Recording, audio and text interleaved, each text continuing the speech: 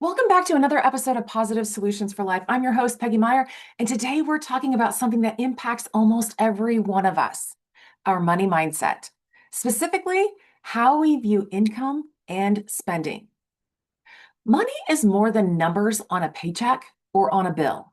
It's tied to our sense of security, our stress levels, and often our overall quality of life. But here's the thing. Most of us don't see our money clearly. We round, we assume, we rationalize, and in the process, we end up with financial stress and sometimes serious debt. So, today we're going to break down some facts and statistics about American income and spending, the top 5 reasons people get into debt, and most importantly, how shifting your mindset and the way you look at money can transform your financial peace of mind. So, let's start with some context. According to some recent data, the median household income in the US is around $76,000 a year. That means half the households make more and half make less. But here's the catch. The average American household also spends between $70,000 and $75,000 a year. In other words, many people are living right at the edge of what they earn or beyond it. And debt?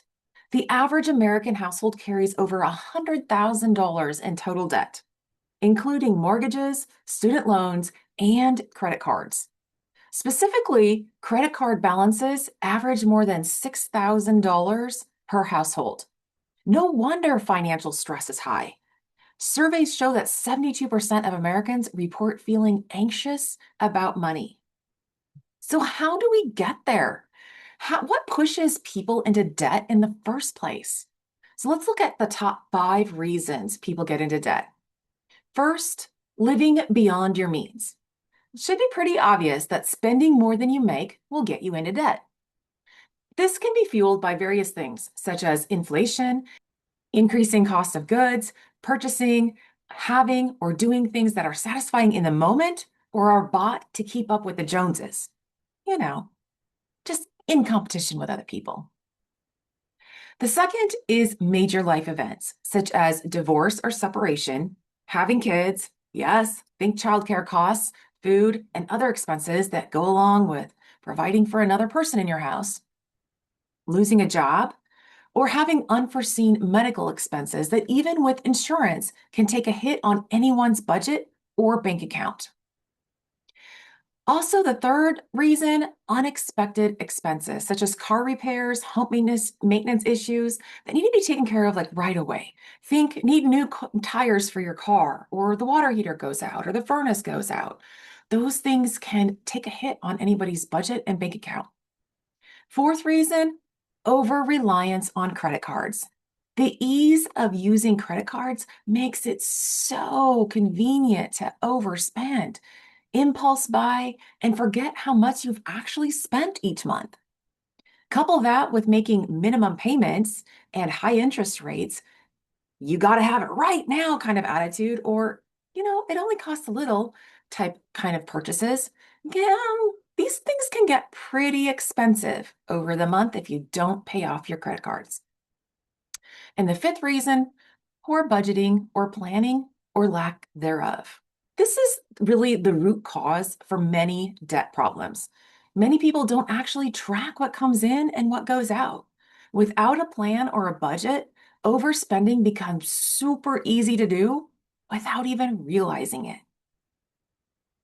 So, I don't know about you, but all this talk about debt and how people get into it really should not be new to anyone that's listening. At least I hope it isn't. And it's hopefully doesn't, make you feel really bad about what your situation.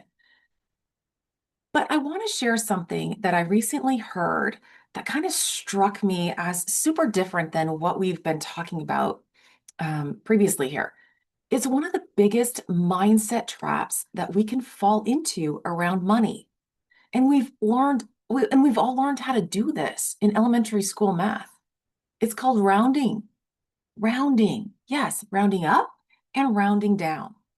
And here's the trap. Let's say you earn $76,780 a year, you know, just right above the average American. So, and if somebody asks you what you make, chances are you're going to say, I make 80,000. That's an example of rounding up. On the flip side, we tend to round down our expenses. Maybe rent or our mortgage is $1,495 a month, but in our minds, we call it $1,400. Groceries cost $320, but we say 300. And this is the danger. These little mental shortcuts of rounding up and rounding down creates a 10 to 20% gap between what we think we have and what we actually have. And this gap is why so many people feel like they're constantly financially behind, because they are. The math doesn't work. We can't round up our income and round down our expenses to think that they're equal. Another mistake people make is focusing on gross income instead of net income. Gross income is what you earn before taxes.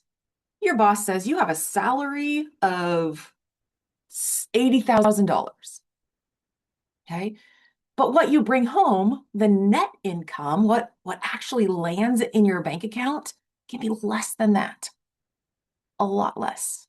So here's an example. I remember when one of my daughters got her first paycheck from lifeguarding, she was told she was going to get $7 an hour. And she knew that she had worked 20 hours over the past couple weeks. So she was expecting a check for $140. Instead, her paycheck was considerably lower than that. What a rude awakening and a great lesson on the difference between gross and net income.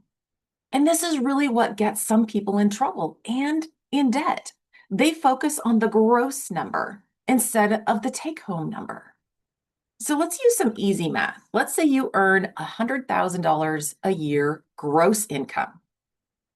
After taxes, you may only be taking home $70,000 net income. That's the money you actually have to live on, $70,000, not $100,000. So if you don't adjust your mind and your lifestyle to revolve around your net income number, you're always going to feel behind. Take a look at your take-home pay, what actually gets put in your bank account. That's your budgeting number. So how does constantly feeling behind or having this financial stress, what does it actually do to you? Well, debt doesn't just drain your bank account. It stresses you out mentally, emotionally, and physically. Debt increases anxiety, depression, and a sense of hopelessness. Like, how are you ever going to pay off your credit card debt, right? If you're only paying minimum payments. It can cause sleep disturbances, relationship problems, as money is the cause for most arguments in relationships. And it can cause some health problems such as headaches, muscle tension, digestive issues, and chronic stress that can lead to a weakened immune system, increasing your chances of getting sick and developing a habit of unhealthy behavior such as overeating or substance use. This can further increase the financial stress and the situation that you have. So what can you do about it? What is the solution? It sounds really simple. Spend less than you make, but it is truly life-changing. Here are a few ways to reset your money mindset and calm your financial stress.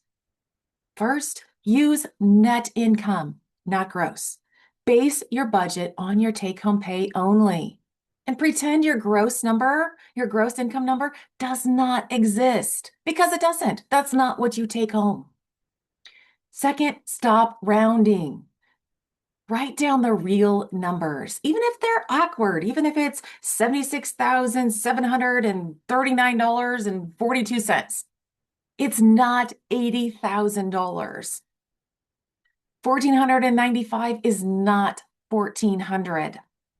The truth is in the details, the actual numbers. Third, track 100% of your money. Track it for 1 month. Track every single dollar, every single penny in and out. Awareness is the first step to change. What are you spending your money on? Track it. Fourth, build in a buffer. Build in at least a 10% buffer between your income and your spending. And this can be taking 10% of your income, your net income coming in, and putting it into a separate account each paycheck. See it as an emergency day or a rainy day fund. This can help reduce stress and gives you a little bit of breathing room if unforeseen expenses occur. And fifth, shift your perspective. Instead of asking, what can I buy? What can I buy this month? Ask, what do I want my money to do for me? Do you want your money to make you sick, fat, or look good in the eyes of others? Or do you want your money to give you the freedom to make memories with your family? How do you want your money to work for you? What do you want to do with your money? What is the life you want to create with the money that you make? This creates intentionality instead of default or impulsive spending. Money doesn't have to be a constant source of stress. It doesn't. But by being honest with your numbers, your real numbers, your take-home pay numbers, your net income, you can move from financial anxiety to financial peace. Remember, stop rounding, focus on the net, live below your means. And that's not just a financial strategy. It's a mindset shift that gives you the freedom, peace, and control to live your dream life. Until next time, take one step today to shift your mindset around money to build a life of less stress and more financial freedom.